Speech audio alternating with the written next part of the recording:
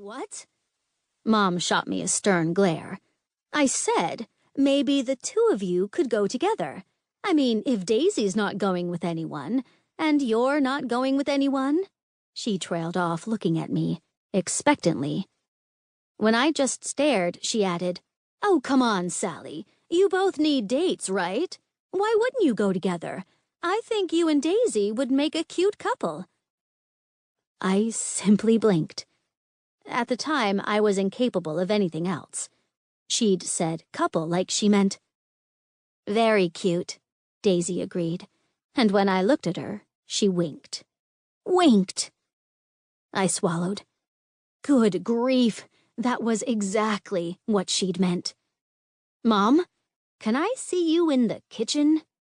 I was out of my chair and steamrolling toward the door before she could answer. When Mom came in behind me, she sounded put out. That was very rude, Sally. Now Daisy's going to think we're in here talking about her. What's so I rounded on her, voice incredulous. Mom, you think I'm a lesbian? Well, aren't you? She said, confused. No? I shot a quick glance at the door to make sure it was still shut.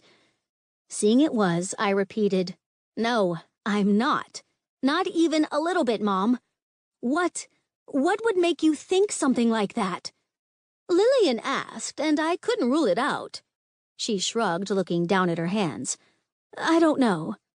It had to be something, I persisted. I needed to know. If Hooker and my own mother had gotten that impression, maybe other people had too. Just how far did this misconception go?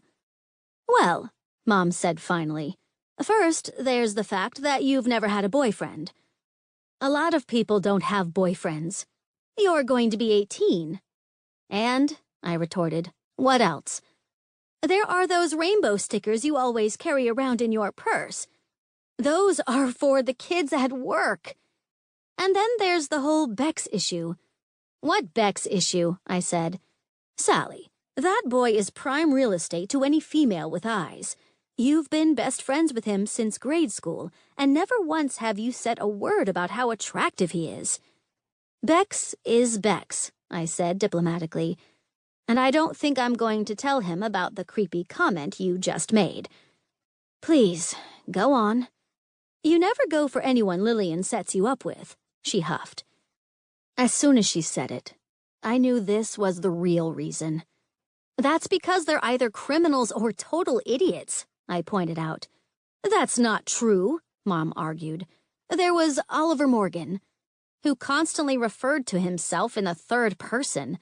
Devin Spurs, currently in ISS for trying to steal Funyuns out of the school vending machine. Andy Archer. He couldn't remember my name, Mom. Kept calling me Sherry, even after I corrected him 8 times. Mom would not be sidetracked. Then there was Cromwell Bates. Well, there you go, I said, and she pursed her lips. The name alone makes him sound like a serial killer. I mean, who knows? Maybe his parents know something we don't.